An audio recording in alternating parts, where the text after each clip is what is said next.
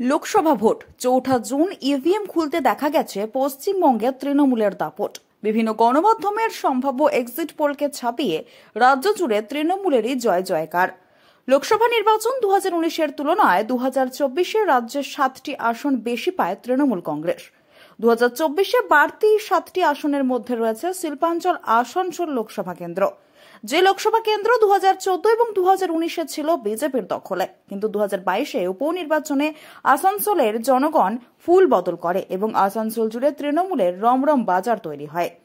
এবারে 2024-এর লোকসভা ভোটে আসানসোল থেকে লড়াই করেছিল 3 হেভিওয়েট প্রার্থী। 13 মে নির্বাচনের পর আসানসোলবাসী অপেক্ষা করছিল কবে প্রকাশিত হবে নির্বাচনের ফল। অবশেষে ৪ঠা জুন ভোটের ফল প্রকাশের পর দেখা যায় প্রায় 59,000 ভোটের ব্যবধানে তৃণমূল প্রার্থী শত্রুঘ্ন সিনহা জয়লাভ করে আসানসোলের বুকে। জয়লাভের খবর চাউর হতেই এলাকা জুড়ে নেমে আসে সবুজের ঝড়। এলাকার বিভিন্ন জায়গায় দেখা যায় কর্মীরা জয়ের আনন্দে বিজয় মিছিলে মত্ত। সেই মতো জামুরিয়া বিধানসভার অন্তর্গত শ্যামলা অঞ্চলে ফরফরি গ্রামে 8 থেকে 80 সকল তৃণমূল কর্মী সমর্থকরা তীব্র গরমকে উপেক্ষা করে আজ বিজয় মিছিল সম্পন্ন। মিছিলটা শুরু হয় ফরফরি মাঝিপাড়া থেকে এবং ফরফরি গ্রাম পরিদর্শন করে ফরফরি তৃণমূল ছাত্র পরিষদের পার্টি অফিসে মিছিলটি শেষ হয়। এই বিজয় মিছিলে অগণিত তৃণমূল কর্মী সমর্থকরা পায়ে পা মেলান। উপস্থিত ছিলেন পশ্চিম বর্ধমান জেলা তৃণমূল যুব সহসভাপতি প্রেমপাল সিং, ছাত্রনেতা শানু মণ্ডল, সন্দীপ অধিকারী, প্রসূন লাহা, বিশিষ্ট সমাজসেবী নির্মল ঘোষ, তৃণমূল কর্মী সঞ্জিত রায়, পরিমল বাউরি, পিন্টু বাউরি, মৃত্যুঞ্জয় ঘোষ সহ সকল তৃণমূল কর্মী ও সমর্থকরা। উপস্থিত ছাত্রনেতা শানু মণ্ডল এবং তৃণমূল কর্মী সঞ্জিত রায় কি বললেন শোনাবো আপনাদের।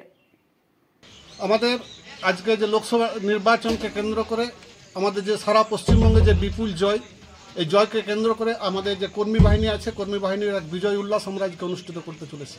আপনারা জানেন যে সারা পশ্চিমবঙ্গে এই তৃণমূল যে শক্তিকে নিচে নামানোর জন্য যে এক শ্রেণীর শক্তি যারা অতপ্রতভাবে উঠে পড়ে লেগেছিল যে আমাদের কিভাবে পরাস্ত করতে হয়, কিন্তু সারা পশ্চিমবঙ্গের মানুষ আজকে বুঝিয়ে দিয়েছে যে এখানে কোনো মিথ্যার জায়গা নেই, এখানে কোনো সন্ত্রাসের জায়গা নেই, এখানে কোনো জাতপাতের জায়গা নেই। এখানে বুঝিয়ে দিয়েছে তারা যে সাধারণ মানুষ, খেটে খাওয়া মানুষ, শ্রমজীবী মানুষ, ছাত্র যুব সমস্ত স্তরের মানুষ আজকে যে তৃণমূলের পাশে আছে আরেকবার বুঝিয়ে দিল। আজ শুধু তাই নয়, তারা বুঝিয়ে দিয়েছে, প্রত্যেকটি মানুষ আজ পশ্চিমবঙ্গের বুঝিয়ে দিয়েছে যে এই যে লড়াই, এই লড়াই শুধু নির্বাচনের ভোটের লড়াই নয়, এই লড়াই ছিল শুধু জাতের লড়াই নয়, বুঝিয়ে দিয়েছে তাদের এই লড়াই জাতের নয়, ভাতের, এই লড়াই ধর্মের নয়, এই লড়াই কর্মের। তাই যারা কর্মকে জন্য যে টাকাকে আটকে রেখেছিল তার যোগ্য জবাব দিয়েছে। যারা জাতের জন্য যারা অতপ্রতভাবে লেগে পড়েছিল সেই জাত নয়, ভাতের লড়াই, এটা বুঝিয়ে দিয়েছে। তার জন্য আজকে আমরা যে বিপুল জয় আমরা সারা পশ্চিমবঙ্গে পেয়েছি, দিদির হাতকে আরও শক্ত করেছি। এই জয় শুধু আমাদের নয়, এই জয় মামাটি মানুষের জয়, তৃণমূলের জয়। আজকে আপনারা দেখলেন গোটা পশ্চিমবঙ্গ জুড়ে মমতা বন্দ্যোপাধ্যায় এবং অভিষেক বন্দ্যোপাধ্যায় জয় জয়কার, এবং আমাদের মানুষ, বাংলার মানুষ মমতা বন্দ্যোপাধ্যায়কে দুহাত ধরে আশীর্বাদ করেছে এবং আমাদের 29টা সিট আমরা পেয়েছি। সেই হিসাবে আমরা আমাদের আসানসোল লোকসভা থেকে ফরফরি গ্রাম, ফরফরি আবার আসানসোল লোকসভার মধ্যে পড়ে এবং 17 সেখান থেকে জয়ী হয়েছে। সেই হিসাবে আমরা ফরফরি গ্রামে বিজয় মিছিল করি। 2011 সাল থেকে যখন রাজ্যে পালাবদল হয়, বামফ্রন্টের সরকারের পতন হয়ে যখন তৃণমূল কংগ্রেস সরকার আসে, তারপর থেকে 2019 সাল পর্যন্ত তৃণমূল কংগ্রেস ফরফরির 185 নম্বর বুথ থেকে একবারও জিততে পারেনি, লোকসভা বা বিধানসভা নির্বাচনে। কিন্তু 2022-এর উপনির্বাচনের পর থেকে তৃণমূলের জয় জয়কার ফরফরির 185 নম্বর বুথে। সেই বিষয়ে কি বলবেন?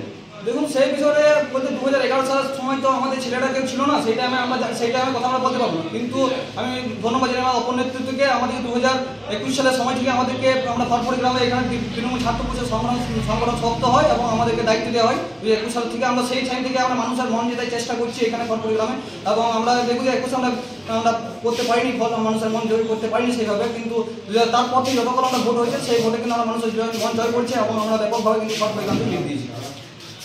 সারা রাজ্য জুড়ে একটা সবুজের ঝড়, এবং সেই ঝড়ের প্রভাব কিন্তু জামুরিয়া বিধানসভাতেও পড়েছে এবং শ্যামলা অঞ্চলেও পড়েছে। তো শ্যামলা অঞ্চলবাসীকে এবং ফরফরি গ্রামবাসীকে কি বার্তা দেবেন আগামীর জন্য? শ্যামলা অঞ্চলবাসী এবং ফরফরি গ্রামের মানুষকে ধন্যবাদ জানাই যে তারা আমাদের ওপর ভরসা রেখে, আমাদের ওপর আস্থা রেখে এবং মাননীয় মুখ্যমন্ত্রী মমতা বন্দ্যোপাধ্যায় এবং অভিষেক বন্দ্যোপাধ্যায়ের হাতকে শক্ত করতে তারা আমাদেরকে ভোট দিয়েছে। এবং তারা বিশেষ করে বলি যে দিল্লি জমিদারের কাছে তারা মতামত করেনি এবং বাংলার বঞ্চনার বিরুদ্ধে তারা রুখে দিয়েছে। আমি তাদেরকে অসংখ্য ধন্যবাদ জানাই। আমি তাদের কাছে অনেক কৃতজ্ঞ। পশ্চিম বর্ধমান থেকে মিঠুন মণ্ডলের রিপোর্ট, TV20 বাংলা।